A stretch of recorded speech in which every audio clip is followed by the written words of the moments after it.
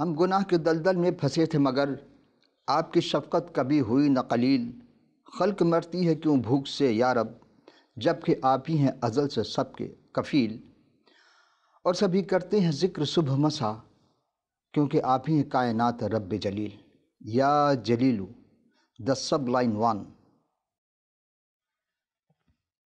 اس جلیل کا نام ہمیشہ کے لیے مبارک اور ساری زمین اس کے جلال سے معمور ہو، آمین۔ عزیزان محترم، خداوند رب جلیل کے بابرکت نام سے آغاز، وہ جو سب کو فائدہ پہنچانے والا، جو مسلسل رحم کرنے والا ہے۔ تمام حمد و ستائش اسی کے لیے ہے۔ حقیقی عرفان کے مظہر صفات خداوندی میں آپ تمام سامعین و ناظرین و حاضرین کی خدمت میں سلام اور خوش آمدید۔ عزیزم، آج جو ذکر کرنے جا رہے ہیں اسماء الحسنی میں، وہ ہے یا جلیلو۔ ہم جب غور کرتے ہیں کہ وہ جو رحمان بھی ہے، رحیم بھی ہے، وہ جو ستار بھی ہے، غفار بھی ہے، وہ جو قہار بھی ہے، جبار بھی ہے، وہ جو عالم بھی ہے، علیم بھی ہے، وہ جو غفور بھی ہے، غفار بھی ہے، اور وہی رقیب بھی ہے اور حسیب بھی ہے۔ عزیزان محترم، وہی مومن بھی ہے، محمن بھی ہے، اور اس کے جتنے بھی نام لیے جائیں کوئی شمار نہیں کر سکتا۔ لامتناہی اس کے صفات ہیں، کوئی صفات تو گن نہیں سکتا۔ کوئی اگر دعویٰ کرتا ہے کہ اس نے اس کے ذکر کو مکمل کر لیا تو اپنے دعوے میں ثابت نہیں رہ سکتا، سچا نہیں ہو سکتا، اس لیے کہ انسان خاکی ہے، گناہ گار ہے۔ وہ ایسی ذات کہ جو ازل سے ابد تک رہے گا، لیکن انسان کے پاس محدود وقت ہے، محدود علم ہے اور محدود عقل میں وہ اس کی وہ تعریف نہیں کر سکتا جیسے وہ شایع نشان ہے۔ ہاں، اپنے حد المقدور جہاں تک ہو سکتا ہے اس کی تعریف کرتے ہیں۔ اس پاک ذات کا فضل ہے کہ اس نے ہم جیسے نکموں کو، ہم جیسے عاصیوں کو، ہم جیسے کم مائگی، کم علم والوں کو اپنی ذکر کے لیے چن لیا۔ اس کا شکر، اس کی تعریف ہوئی ہو۔ اور یہی نہیں بلکہ وہ ہر چیز کو جیسا چاہتا استعمال میں لاتا ہے۔ ہم شکر گزار ہیں اپنے پروردگار کا اور آپ تمام سامعین ناظرین کا کہ اب تک آپ نے جتنے بھی ہماری اسماء الحسنی میں پروگرام دیکھے ہیں اسے سراہا ہے۔ ہم شکر کرتے ہیں کہ خداوند کے بارگاہ میں اور آپ تمام کے لیے برکت چاہتے ہیں۔ خداوند آپ اور آپ کے خاندان کو فضل اور برکت سے معموری عطا فرمائے، آمین۔ عزیزاً، آپ غور فرما رہے ہوں گے کہ ابھی تک ہم نے کوئی آیات قرآنی کی تلاوت نہیں کی۔ دراصل اب تک ہم نے جتنے اسماء الحسنی میں جتنے بھی اسم کے ذکر کیا ہے اس میں کچھ اسماء تو پہلے کر چکے۔ آج جو یا جلیل کا ہم ذکر کرنے جا رہے ہیں، لفظ جلیل یا اسم صفاتی جلیل جو ہے، یہ پورے قرآن کے کسی بھی پارے کے میں، کسی بھی سورہ کی کسی آیت، کوئی آیت ہمیں نہیں ملی۔ اگر آپ کو مل جائے تو پلیز آپ ہمیں ضرور مہربانی کر کے اطلاع فرمائیے گا۔ خداوند آپ کو برکت دے، آمین۔ دیکھتے ہیں کہ قرآن شریف کے میں تو نہیں ہے، لیکن پھر یہ لفظ ہم نے لیا کہاں سے؟ لیا ہے قرآن شریف ہی سے، اسماء الحسنی سے۔ لفظ جلیل فیروز اللغات کے صفحہ 467 کے مطابق اس کے جو معنی ہیں وہ عربی صفت میں آئے ہیں اور بڑا، بزرگ، اعلیٰ اور افضل کے معنی میں آتا ہے۔ دراصل یہ عربی لفظ نہیں ہے، عربی میں لائے گئے ہیں۔ یہ اب جب غور کریں گے تو عربی سے پہلے جو زبان تھی وہ عبرانی زبان، اور عبرانی زبان میں کیبودو کا جو لفظ استعمال کیا جاتا تھا اس کے معنی ہے جلیل کے۔ جب عربی میں لایا گیا تو اس کے معنی، اسی لیے آیات میں، قرآن کی آیت میں ہمیں کہیں نہیں ملتی ہیں۔ ہاں، جلال ہے، دو جگہ لفظ جلال، رب ذوالجلال استعمال ہوا ہے، لیکن جلیل کا لفظ استعمال نہیں ہوا، یہ اس میں نہیں ہے۔ دراصل یہ ایک دعا تھی جو جناب داؤد کے فرزند ارجمند یعنی جناب سلمان بن داؤد نے یہ دعا کی تھی، اور یہ زبور 72 ہے، ہم اسی سے لے کے چلتے ہیں، اور یہ 72 انہی کی آیت کی ہم نے سرنامہ کلام میں تلاوت کی تھی جو آپ نے سماعت فرمائی۔ خداوند آپ کو اس کے فیض و برکات سے مستفیض فرمائے، اور ہمیں بھی صحیح معنی میں اس پہ دیکھتے ہیں، سیکھتے ہیں کہ خداوند ہمیں کیا سکھانا چاہتے ہیں اس اپنے جلیل نام میں۔ تو جناب سلمان بن داؤد نے مزمور میں یعنی کہ زبور شریف میں کہ 72 نمبر میں ایک دعا کی تھی کہ بادشاہ کے لیے دعا، اور یہ دعا ایسی دعا تھی کہ وہ بادشاہ بھی دنیا میں نہیں آئے اور 1000 سال پہلے اور اب اس بادشاہ گزر 2000 سال گزر گئے ہیں، اور وہ بادشاہ جب آئے گا تو اس کی زندگی اس وقت کیسی ہوگی، اس وقت حالات کیا ہوں گے، جبکہ بادشاہ دنیا میں پہلے آ چکے ہیں، اور جب ابد الآباد ان کی جب حکومت ہوگی، جب 1000 سال ان کی حکومت آئے گی، اس کے بارے میں یہ لکھتے ہیں، یعنی پیشن گوئی کرتے ہیں۔ اگر پیشن گوئی ہے تو پیشن گوئی میں مستقبل کی باتیں کی جاتی ہیں، اس میں گا کا استعمال ہوگا، گی کا ہوگا، یا رہے گا، رہیں گے وغیرہ کا استعمال ہوگا۔ اسی طرح ہم دیکھتے ہیں کہ اس زبور میں بھی دوسری آیت سے لے کر کے اور 20ویں آیت تک آپ کو 19ویں آیت تک آپ کو یہ گا گی کے گا کا استعمال ہوگا، یعنی دیکھے گا، رہے گا اور پائے گا، ہوگا، یہ سارا مستقبل کا صیغہ ہے۔ ایسے الفاظ حقیقت کا روپ دھاریں گے جب مخلصی دینے والا اپنی شاندار حکومت قائم کرے گا۔ تو ہم چلتے ہیں، پہلی آیت سے شروع کرتے ہیں۔ زبور 72 میں لکھا ہے، اے خدا بادشاہ کو اپنے احکام اور شاہزادوں کو اپنی صداقت عطا فرما۔ یہ دعائی جملہ ہے کہ بادشاہ کی مسند نشینی کی جانے پر دعا کی جا رہی ہے کہ جس کا ترجمہ یہ ہے کہ عدالت کرنے کے لیے بادشاہ کو وہ مہارت، وہ حکمت عطا فرمائیے تاکہ تخت کا وارث صداقت میں تیری مانند ہو، یعنی خدا جیسے صداقت کرتا ہے، عدالت کرتا ہے، ایسے وہ جب آئیں تو عدالت کریں گے صداقت کے ساتھ۔ ہم دیکھتے ہیں کہ وہ صداقت سے تیرے لوگوں کی انصاف اور تیرے غریبوں کی عدالت کرے گا۔ کیا وہ صداقت سے تیرے لوگوں کی اور انصاف سے تیرے غریبوں کی عدالت کرے گا؟ یعنی کہ ہم دیکھتے ہیں کہ فی زمانہ عدالت جو تھیں یا ہوتی ہیں، وہ عدالت غریبوں کے حق میں نہیں ہوتی ہیں، ہاں کہیں کہیں ہوتی ہیں، تو ایسے عدالت کو ہم مبارکباد بھی پیش کرتے ہیں کہ خدا ان کو سلامت رکھے جہاں غریبوں کی سنائی ہوتی ہے، ورنہ دیکھا جاتا ہے کہ بدعنوانی جو ہے وہ عام ہوتی جا رہی ہے۔ اسی طرح ذخیرہ اندوزی ہے، اور اچھا مال کو یعنی گھٹیا مال کو اچھا بنا کر پیش کرنے کے لیے مستورات کا استعمال کیا جاتا ہے۔ اس کے علاوہ رشوت ستانی ہے ہمارے یہاں عام، کم عمر بچوں کے ساتھ زیادتی ہوتی ہے، اور ان سے بیگار کام لیا جاتا ہے جو کہ نہیں ہونی چاہیے۔ ظلم، تشدد، قتل و غارت گری یہ عام ہے، اور یہ پیشن گوئی بھی ہے کہ بہت زیادہ عروج کو جائیں گی، یعنی ابلیس جو ہے وہ اپنے کارندوں کے ذریعے یہ کام کرائے گا کہ کب کس سے یہ کوئی نہیں کہہ سکتا۔ لیکن خدا سے یہی دعا ہے کہ خدا ان تمام خرافات سے، حاسدوں کے حسد سے، بغضوں کے شرارت سے، ابلیسی حملوں سے سب کو محفوظ رکھے، آمین۔ آئیے اب ہم تیسری آیت کی طرف چلتے ہیں۔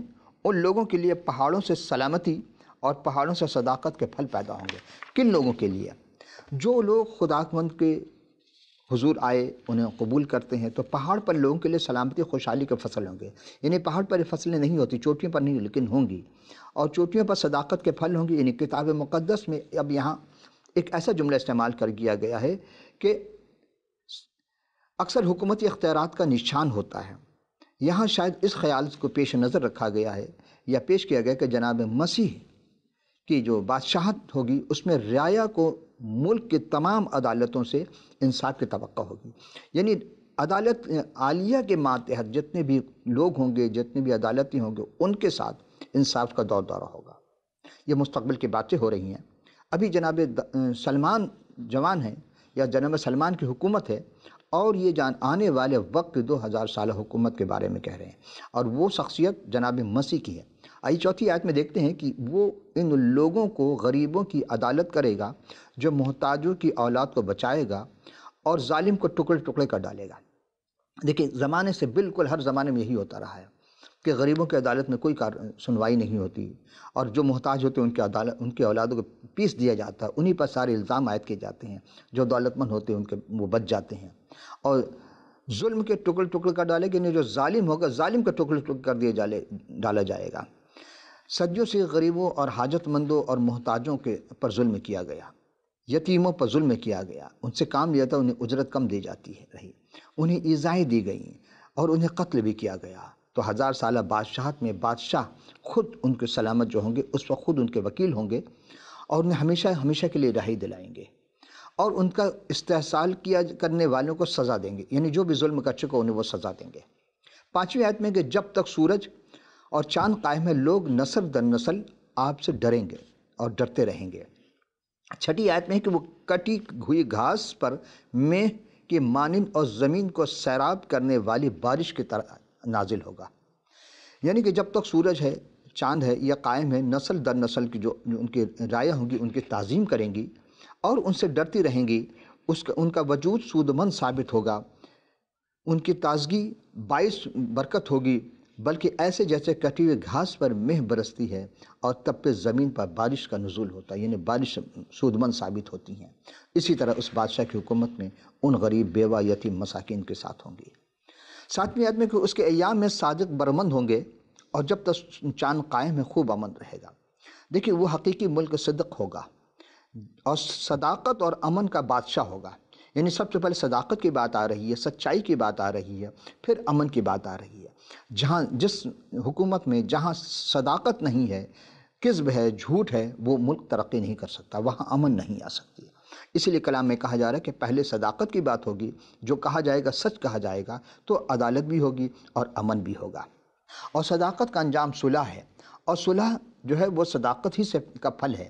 اور صداقت کس طرح ہوتی ہے؟ وہ محبت سے آتی ہے، اور آرام اور اطمینان اسی کے باعث بنتی ہیں۔ یسایہ نبی کے صحیفے کے 32ویں باب کے 17ویں آیت میں ہے کہ مسیح نے صلیب پر صداقت کے کام سے ہمارے لیے صلح اور اطمینان کا اہتمام کیا۔ ایک دن ایسا آئے گا عزیزان محترم کہ جب وہ اپنی راست حکمرانی سے تباہ حال دنیا کو امن و انصاف سے بھر دیں گے، یعنی امن و انصاف دیں گے، اور ہر زمانے میں اس کا ہونا بہت ضروری ہے۔ اور جناب مسیح جب آئیں گے تو وہ اسی طرح کریں گے کہ امن ہی امن ہوگا، انصاف ہی انصاف ہوگا۔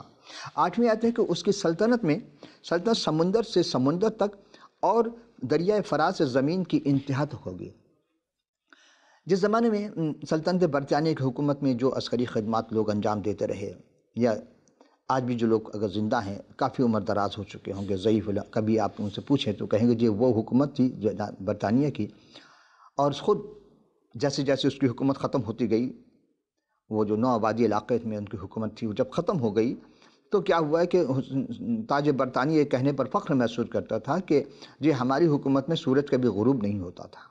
تو جناب مسیح کی جب حکومت ہوگی تو ان کی حکومت میں کبھی سورج غروب نہیں ہوگا۔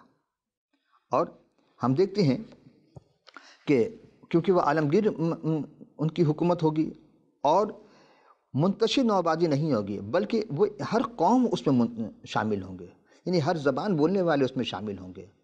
اور جہاں منتشر ہوتی حکومت کوئی کہیں ہے درمیان میں فرق ہے، تو ایسا نہیں ہوگا مسیح کی حکومت میں۔ آئیے ہم 9ویں آیت میں چلتے ہیں کہ بیابان کے رہنے والے اس کے آگے جھکیں گے اور اس کے دشمن خاک چاٹیں گے۔ دیکھیں، صحرا میں جہاں خانہ بدوش کی زندگی ہے، جہاں بیچارے پانی کو ترستے ہیں، بہت ساری ضروریات زندگی سے محرومی ہوتی ہے، تو وہاں کے بارے میں کہا جائے کہ بالآخر ان کے آگے سر بسجود ہوں گے، جھکیں گے آ کر کے، اور اس کے دشمن سکت کھائیں گے، اور وہ سب خاک چاٹنے پر، مطلب یہ ہے کہ وہ سب شرمندہ ہوں گے کہ ہاں انہوں نے جو کیا غلط کیا۔ اور 10ویں آیت میں یوں ہے کہ ترسیس اور جزیروں کے بادشاہ نظر گزرانیں گے، سبا اور سیبا کے بادشاہ نظر گزرانیں گے۔ یعنی 4 جگہ ہے، ترسیس اور جزیرہ کا تذکرہ ہوگا، ان کے بادشاہ، سبا اور سیبا کا بھی۔ 11ویں آیت میں کہا بلکہ سب بادشاہ اس کے آگے سامنے سرنگو ہوں گے، کل قوم ان کی متی ہوں گی، جتنی قومیں ہوں گی سب کے سب ان کی متی فرما بردار ہو جائیں گی۔ اور غیر قوموں کے بادشاہ ہدیہ میں لے کر کے بادشاہوں کے بادشاہ کے پاس یروشلم میں آئیں گے۔ ان کے حضور اسپین کے بادشاہ آتا ہے، مختلف جزیروں کے فرمانروا، جنوبی عرب امارات کے حکمران ان کے سامنے حاضر ہوں گے، کیونکہ سب اس کا اقتدار کو تسلیم کریں گے، یعنی جو بھی ہوں گے ان کے اقتدار کو تسلیم کریں گے اور سب قومیں خدمت کریں گی۔ ایسا 12ویں سے ہم 14ویں آیت کی جانب جاتے ہیں، کیونکہ وہ محتاج کو جب وہ فریاد کرے اور غریب کو جس کا مددگار نہیں چھوڑائے گا۔ اور 13ویں آیت میں وہ غریب اور محتاج پر ترس کھائے گا اور محتاجوں کے جان کو بچائے گا۔ اور 14ویں آیت میں وہ فدیہ دے کر ان کی جان کو ظلم اور جبر سے چھڑائے گا، اور ان کا خون ان کی نظر میں بیش قیمت ہوگا۔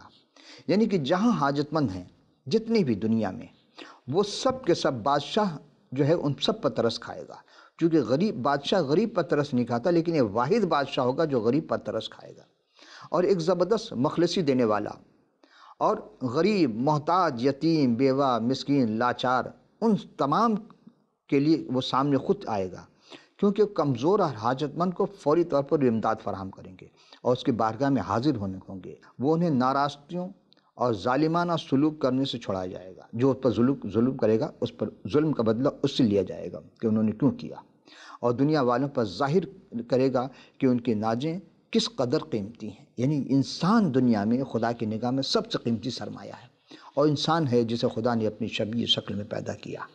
لیکن فی زمانہ دیکھا جاتا ہے انسان ہے جو انسان کی قدر نہیں کرتا، وہ اپنے سے کم تر غریب، بیوہ، مسکین، یتیم، ان سب پر نام تو لیتا ہے کہ ان کی خاطر ہم کر رہے ہیں، لیکن کچھ بھی نہیں ہوتا۔ عزیزم، یہی کہتے ہیں 15ویں آیت میں، وہ جیتے رہیں گے اور صبا کو سنا اس کو دیا جائے گا، وہ دن بھر اسے دعائیں دیں گے۔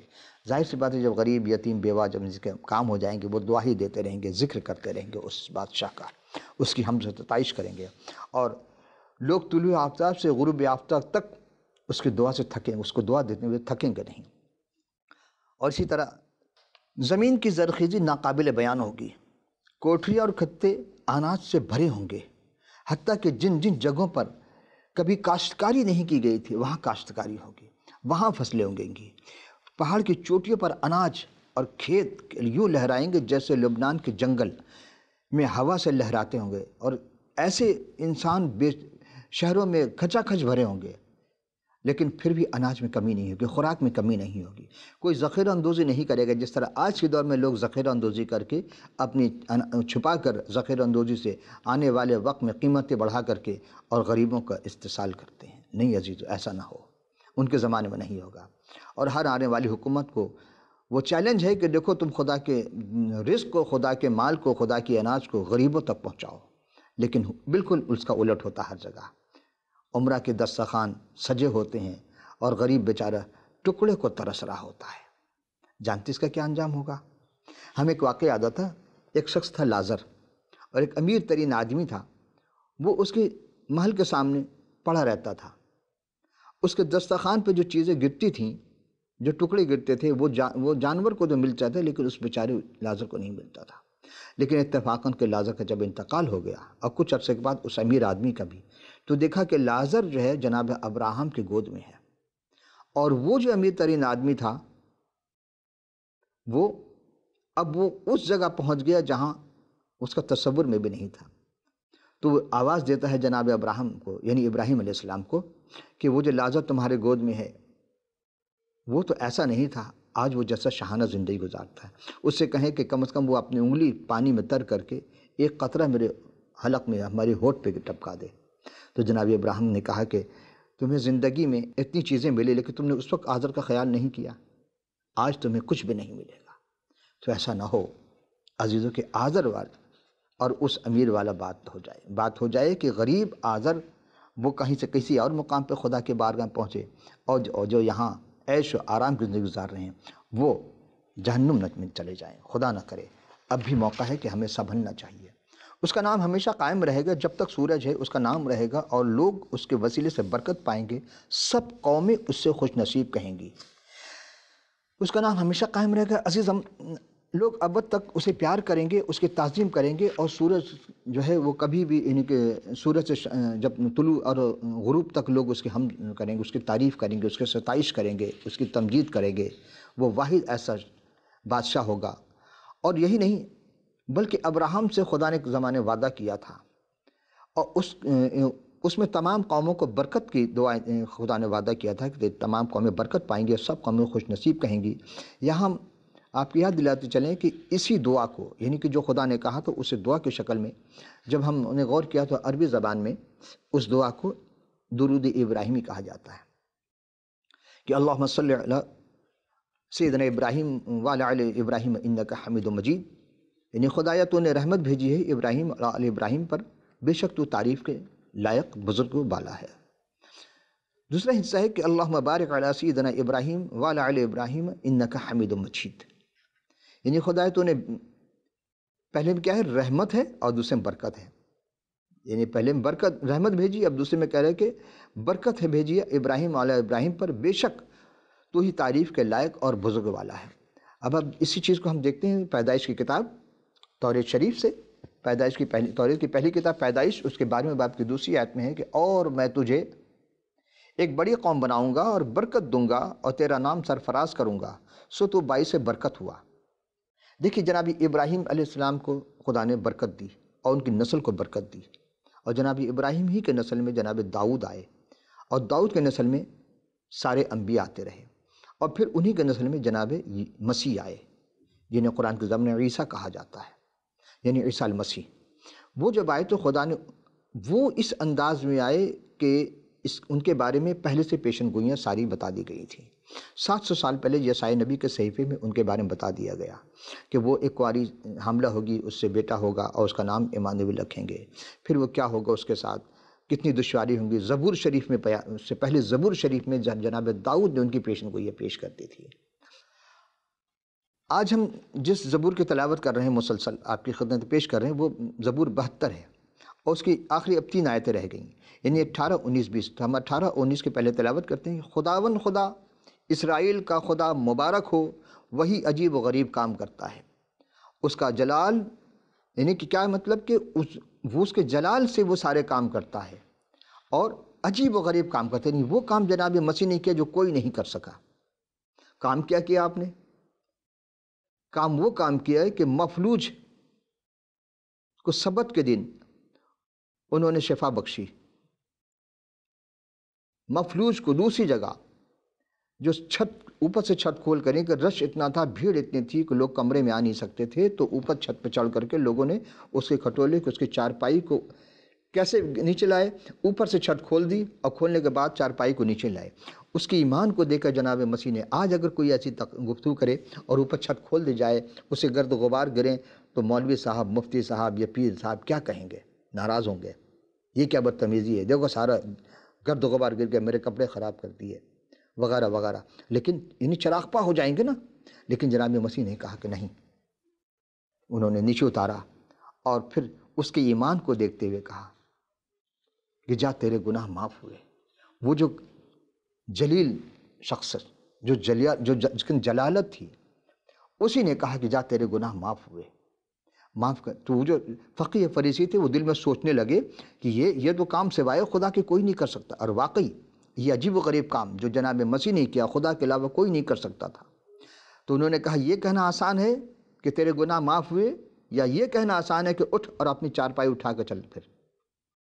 اور فی الفور اس کے ہاتھوں میں وہ 38 سال سے بیمار پڑا تھا، چارپائی پہ پڑا تھا، لیکن فوری ان کی زبان اقدس سے الفاظ نکلے کہ اٹھ، اور وہ فوری اٹھ کر کھڑا ہو گیا۔ عزیزم، یہ عجیب و کام، غریب کام جناب مسیح کے علاوہ کسی نے نہیں کیا۔ آنے واحد میں کوڑ کے مریض کی شفا دی۔ جو بھی آتا تھا اس کو دیکھتے تھے کہ اس کے اندر ایمان ہے، تو کہتے تھے جا تیرے ایمان نے تجھے شفا بخشی اور تیرے گناہ معاف ہوئے۔ پہلے گناہ کی معافی ہوتی تھی، اور ایمان جیسے جس کے اندر ہوتی تھی ویسے وہ اس کو شفا بھی مل جاتی تھی۔ اندھوں کو شفا دی، مادہ زاد نابیناؤں کو شفا دی۔ یہی وہ جلیل ہیں کہ جن کے سوا کوئی جلالت کا کام انجام نہیں دے سکا۔ دعویٰ تو لوگ کرتے، آج آپریشن کے ذریعے آنکھ ٹرانسفر تو ہوتے ہیں، لیکن جس کی بینائی سفیدی میں تبدیل ہو گئی ہے اس کو آنکھ نہیں دی جا سکتی۔ عزیزم، 19ویں آیت میں یہی ہے کہ اس کا جلیل نام ہمیشہ کے لیے مبارک، جو ہم نے سرنامہ کلام میں یہ سی آیت کی تلاوت کی تھی کہ اس کا جلیل نام ہمیشہ کے لیے مبارک، اور ساری زمین اس کے جلال سے معمور ہو۔ آمین ثم آمین۔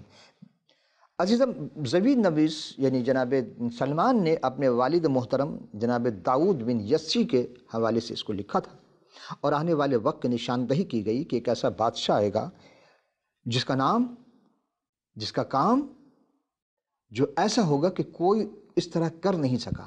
آپ دیکھیں، یسوع نام کا پھر کوئی دوسرا نہیں آیا، یسوع نام پر کوئی دوسرا پیدا نہیں ہوا، اور وہ کام جو جناب مسیح کر گئے ایسا کام پھر کوئی نہیں کر سکا، ایسا کام جو مردے کو زندہ کر دے۔